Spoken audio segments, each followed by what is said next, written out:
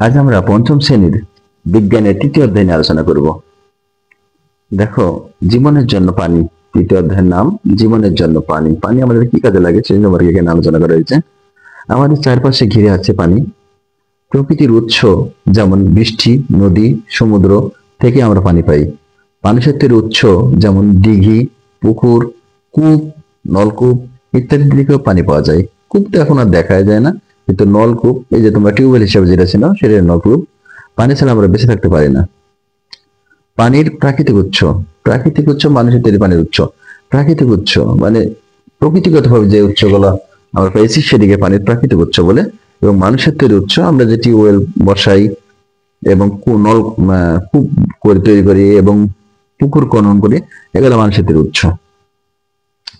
উদ্ভিদ এবং প্রাণীর জন্য, উদ্ভিদ ও প্রাণীর জন্য পানির কেন পানি প্রয়োজন? দেখো, আমাদের বেঁচে থাকার জন্য আমার পানির অপর নাম জীবন। আমরা জানি যে উদ্ভিদ এবং প্রাণীর উভয়ের বেঁচে থাকার জন্য পানির প্রয়োজন। তাহলে কিভাবে পানি ব্যবহার করি? উদ্ভিদ কিভাবে পানি ব্যবহার করে? উদ্ভিদ তার শিকড়ের মাধ্যমে নিচ থেকে, মাটি থেকে পানি সংগ্রহ করে। আর প্রাণী আমরা মুখ দিয়ে পানি গ্রহণ করি। দেখো, উদ্ভিদ পানি কিভাবে পানি ব্যবহার করে ছকে একটি তালিকা তৈরি করি। কাজটি দেখো, প্রাণী পানি পান করে, কিন্তু উদ্ভিদ পানি পান করে না। উদ্ভিদ শিকড়ের মাধ্যমে সংগ্রহ করে। তাহলে উদ্ভিদ কিভাবে পানি ব্যবহার করে? এই প্রশ্ন বললো। তোমরা কি মনে আছে, তোমার কি মনে আছে পানি শুধু পান করার জন্য নয়, অন্যান্য কাজেও পানি ব্যবহার করে? সারসংক্ষেপ দেখো, জীবের জন্য পানি অত্যন্ত প্রয়োজনীয়। পানি ছাড়া জীব বাঁচতে পারে না। দেখো, এখানে একটা গাছের ছবি দিছে। সূর্যের আলোক, কার্বন ডাই অক্সাইড এবং সূর্যের আলো, দেখো সূর্যের আলো প্রবেশ করছে, কার্বন ডাই অক্সাইড প্রবেশ করছে, দেখতে পাচ্ছ? সূর্যের আলো প্রবেশ করছে এবং কার্বন ডাই অক্সাইড দেখো প্রবেশ করছে। কার্বন ডাই অক্সাইড কিসের ভিতরে প্রবেশ করছে? গাছে প্রবেশ করছে। এবং নিচ থেকে দেখো শিকড়ের মাধ্যমে, নিচ থেকে তোমার এই যে শিকড়ের মাধ্যমে খনিজ লবণ, পানি এই যে মূলরুমের মাধ্যমে প্রবেশ করছে। তাহলে এভাবে দেখো একটা উদ্ভিদ নিজের খাবার নিজে তৈরি করতে পারছে। আমরা জানি যে সূর্যালোক, কার্বন ডাই অক্সাইড এবং পানির মাধ্যমে গাছ নিজের খাবার নিজে তৈরি করতে পারে, কিন্তু কোনো প্রাণী নিজের খাবার নিজে তৈরি করতে পারে না। উদ্ভিদ বেঁচে থাকার জন্য পানি প্রয়োজন। উদ্ভিদের দেহের প্রায় 90% পানি। দেখো, উদ্ভিদের বেঁচে থাকার জন্য কত ভাগ পানি? 90% পানি। উদ্ভিদের বেঁচে থাকার জন্য 90% পানি। দেখো, উদ্ভিদ খাদ্য তৈরিতে পানি ব্যবহার করে। মাটি থেকে পুষ্টি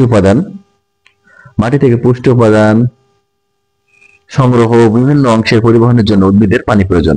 আমরা যেমন একটা খাবার খাইলাম, খাওয়ার পর পানি খাইলাম, কিন্তু গাছে যদি আমরা সার দিই, সারটা কি উদ্ভিদের তো মুখ নেই যে সে সার চাবি খাই নেবে। তাহলে উদ্ভিদ কিভাবে গ্রহণ করে? পানির মাধ্যমে সারটা মিশে যায় এবং পানি গ্রহণ করার পরে তখন মাটির শিকড় দিয়ে এই যে মাটির শিকড় দিয়ে সার যখন আমরা মাটিতে যাই, তখন মাটির শিকড় দিয়ে যখন পানি সংগ্রহ করে, সাথে সাথে উদ্ভিদ কি করে? আমার সারটাও তার দেহে চলে যায়। এখন দেখো, পানি ছাড়া উদ্ভিদ মাটি থেকে পুষ্টি উপাদান শোষণ করতে পারে না। প্রচন্ড গরমে পানি উদ্ভিদের দেহ শীতল করতে সাহায্য করে। দেখো, প্রাণী বেঁচে থাকার জন্য প্রাণীদেরও পানি প্রয়োজন। মানব দেহের 60 থেকে 70 ভাগই পানি। মানব দেহের দেখো 60 থেকে 70 ভাগ পানি। 60 থেকে 70 ভাগ পানি। পানি ছাড়া কোনো প্রাণী বেঁচে থাকতে পারে না। আমরা আমরা যখন খাদ্য গ্রহণ করি, তখন পানি সেই খাদ্য পরিপাকে সাহায্য করে। পরিপাক কি বলো দেখি? পরিপাক অর্থাৎ আমরা যে খাবারটা খাই সেটা দেহের ভিতরে যে প্রক্রিয়ায় হজম হয় তাকে পরিপাক বলে। পুষ্টি উপাদান শোষণ ও দেহের প্রত্যেকটি অঙ্গে পরিবহনের জন্য পানি প্রয়োজন। পানি আমাদের দেহের স্বাভাবিক তাপমাত্রা বজায় রাখতে সাহায্য করে। অর্থাৎ আমরা যদি পানি না খাই, আমাদের দেহের তাপমাত্রা বেড়ে যাবে। পানি কি কি কাজ করছে দেখো, এখানে তুমি দেখতে পাবে দেয়া আছে। দেখো, দেহের বিভিন্ন অংশ পুষ্টি উপাদান পরিবহনে সাহায্য করে। দেহের পুষ্টি উপাদান শোষণে সাহায্য করে। এছাড়াও দেখো দেহে খাদ্য পরিপাকে সাহায্য করে। আমরা বললাম যে দেহ হজম করার জন্য আমরা খাদ্য গ্রহণ করি, সেটাকে খাদ্য পরিপাকে সাহায্য করে। তাছাড়া দেহের তাপমাত্রা স্বাভাবিক রাখতে সাহায্য করে। পানি আমাদের দেহে কি কাজ করে? 4টা পয়েন্ট আকারে আমরা এটা লিখবো। এটা খুবই একটা ইম্পর্টেন্ট প্রশ্ন। পানি প্রয়োজন। পানি আমাদের দেহের স্বাভাবিক তাপমাত্রা বজায় রাখতে সাহায্য করে। তাহলে আমরা চারটা উপাদান আমরা এখানে পড়লাম পয়েন্ট আকারে বেঁচে থাকার জন্য আমাদের পানির প্রয়োজন।